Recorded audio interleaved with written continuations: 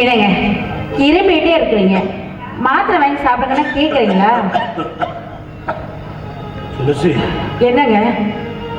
கிட்ட ஒரு வாரமாவே நெஞ்ச வலிக்குதுமா,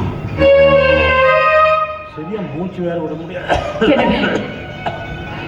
கிழங்க நீங்க இருங்க, நான் போய் டாக்டரை கூப்பிட்டு வரேன்.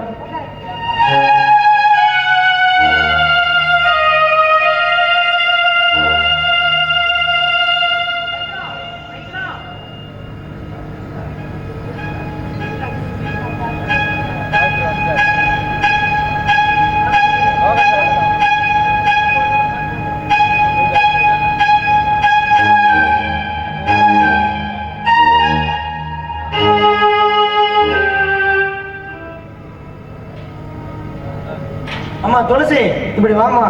சொல்லுங்க டாக்டர். உங்க வீட்டுக்காருக்கு நெஞ்சில் ரொம்ப சளி அதிகமாக கோர்த்துட்டு இருக்கு. ரொம்ப அதிகமாக கோர்த்ததுனால நுரையீரல் சுருங்கி போச்சு. காசு நோய்னு சொல்ற டிபி நோய் அவருக்கு ரொம்ப சிவியரா இருக்கு. இது இப்படியே கேர்லெஸ்ஸாக விட்டீங்கன்னா அவர் உயிருக்கு கூட ஆபத்தாக முடிஞ்சிடும். டாக்டர் என்ன சொல்றீங்க?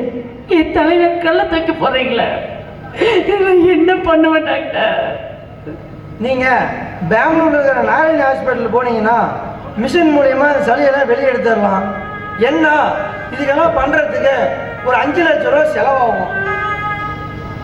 5 லட்சம் ரூபான்னு பார்த்தீங்கன்னா இப்போ வீட்டுக்கார காப்பாற்ற முடியாது. இம்மிடியட்டா நீங்க போய் அட்மிட் ஆகிக்கங்க. 1 மந்த் பெட் ரெஸ்ட் எடுக்கிற மாதிரி இருக்கும். அப்படி பண்ணீங்கன்னா உங்க வீட்டுக்காரர் நல்லா வீடு திரும்புவாங்க. அப்படி இல்லைன்னா உங்க வீட்டுக்கார காப்பாற்றுறது ரொம்ப கஷ்டமா. டாக்டர் 5 லட்சம் ரூபாய், 5 லட்சம் ரூபாய்க்கு நாங்க எங்க போவோம்? எப்படி நாங்க புரட்ட போறோம்னு தெரியலையே. ஏதாவது ஒன்று பண்ணி அமௌண்ட்டை சரி பண்ற வழி பாருங்க, நான் வரேன்.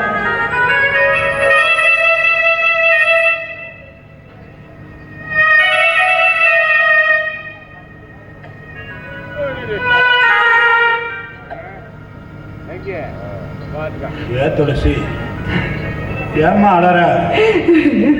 எனக்கு டாக்டர் டிபின்னு சொல்லிட்டாருன்னு அழுறியா?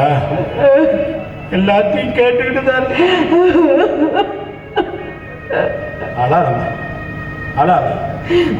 எனக்கு ஒரு நோய் வந்துட்டுன்னு நாம் கவலைப்படுறதை விட பசங்க 1000 தான் இருந்தாலும் 3 பசங்க இருக்கிறாங்கல்ல, கண்டிப்பா நம்மளை கைவிட மாட்டாங்க.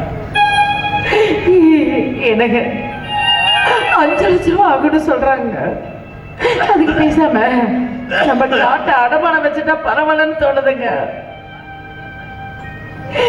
அப்படி இல்லைன்னா நம்ம செல்வம் இருக்கோம், அவகிட்ட போய் கேட்பாங்க. அவன் நிச்சயமா அப்பாவுக்கு ஒண்ணுன்னா அவன் துடிச்சு போயிருமா. அவன் கூட்டிட்டு போய் உங்களை காப்பாத்துவாங்க. அவங்கிட்ட போலாம் வாங்க.